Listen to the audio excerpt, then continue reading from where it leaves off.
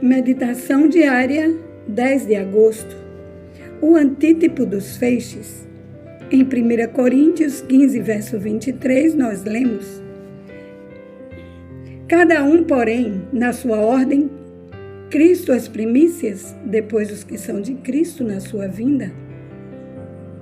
No verão de 1844, período intermediário entre o tempo em que inicialmente se pensava que os 2.300 dias terminariam e o outono do mesmo ano, época em que eles deveriam se cumprir, como descobriu-se depois, a mensagem foi proclamada com as próprias palavras da Bíblia. Eis o noivo. Mateus 25, verso 6.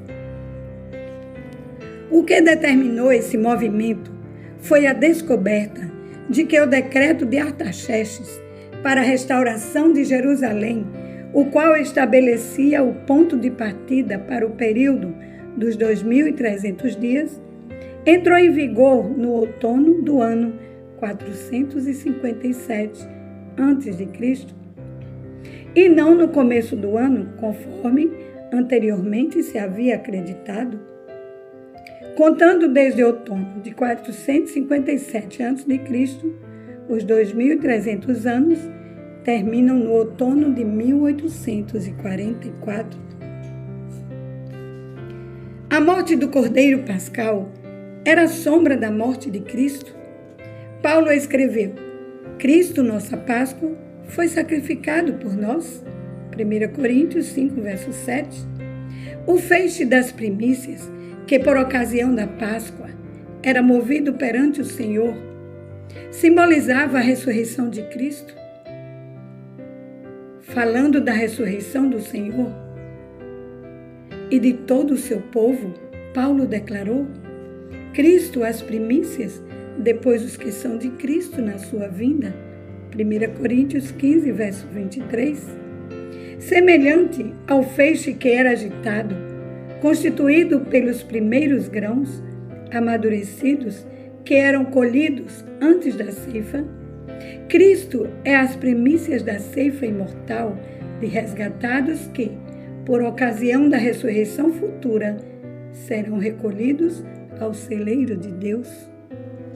Aqueles símbolos se cumpriram não somente quanto ao acontecimento, mas também quanto ao tempo. No dia 14 do primeiro mês judaico, no mesmo dia e mês, em que durante 15 longos séculos o Cordeiro Pascal havia sido morto, Cristo, tendo comido a Páscoa com os discípulos, instituiu a solenidade que deveria comemorar a sua própria morte como Cordeiro de Deus, que tira o pecado do mundo. João 1, verso 29.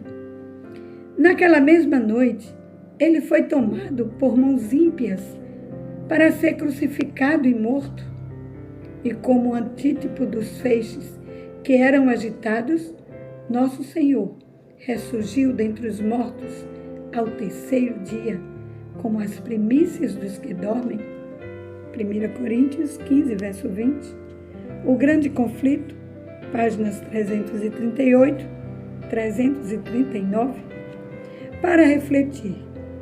Ao estudar as profecias, como você pode evitar estar sinceramente equivocado? Como os pioneiros adventistas que acreditaram de forma errônea que Jesus voltaria em 22 de outubro de 1844? Vamos orar. Amado Pai, louvado e engrandecido seja teu nome. Quero te pedir, Senhor, que teu Espírito Santo nos dê sabedoria para entender as profecias e estarmos extremamente corretos ao interpretá-las. Em nome de Jesus. Amém.